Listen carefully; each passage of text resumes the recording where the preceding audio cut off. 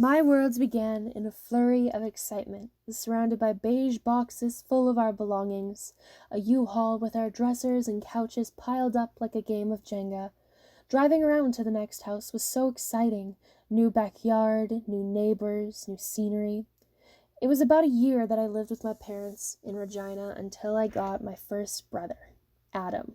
He was the most precious thing to me at the time. I loved him so much, and we were basically just best friends. Maybe 3 years later, my second brother, Joseph, was born.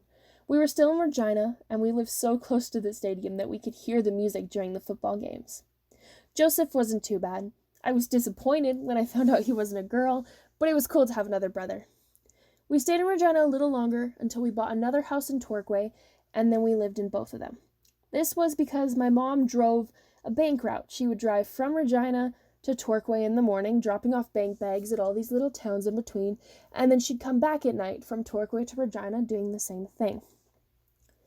We lived there for a little, and then my third brother was born, Jonathan. My first impression of him was not the greatest. I didn't like him at all because I really wanted a sister. In the hospital room, I was so disappointed that I had another brother.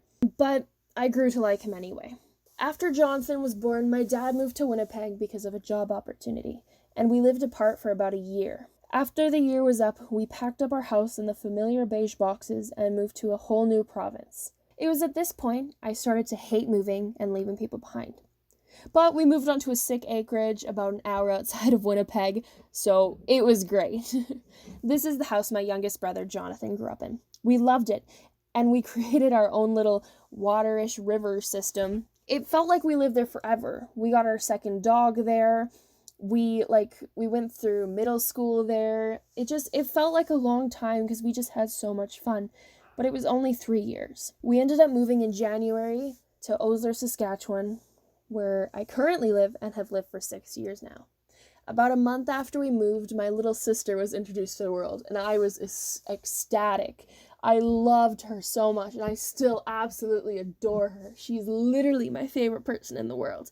Growing up, I thought moving was fun, but as I grow older, I begin to dislike the constant moving around. I dislike connecting with people just to disconnect with them because I'm moving. As a young kid, I think time seems to pass by slowly, and the years don't seem as short as they do now. And maybe you don't understand the difficulty of moving, or maybe you experienced it and you think my story is crap. I may not have moved from another country, and I may not be completely an outsider, but living and moving in approximately 9 different houses in 17 years is a big thing. That's a lot of connecting and disconnecting, and leaving people behind and forgetting about people and never seeing friends again. I haven't really had a home. Whether that's a house or a person, the places I've always lived have just been houses and towns. You don't always have to have a home to have memories, though, that will stick with you. While in primary school, I broke my arm. At first, no one thought anything happened, but as I continued the school day, my arm hurt more and more, and it began to swell up. This is because at lunch recess, I fell off our giant jungle gym, which is basically just monkey bars and a swing, and I ended up falling off and landing on my arm. But when my mom came to pick me up, we saw that it was broken, and we drove to a hospital in Regina. Once we got in the hospital, we had it in the ER, and I went to school the next day with a rocking paint cast, and everyone signed it. Living in a lot of different places makes there being one specific landmark hard. There was this water tower in Torquay, where we would get picked up by the bus. It was very tall and bright red. It's probably the tallest building, excluding the 2 churches. I loved walking there and waiting for the bus to come cruising down the road. It always meant I was about to go to school, and I loved school. Being raised in a smaller town did not let us get away with being completely crazy.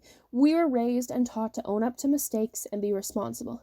Those were drilled into our heads as we left for school in the morning. There were different unspoken rules for everyone in our family, though.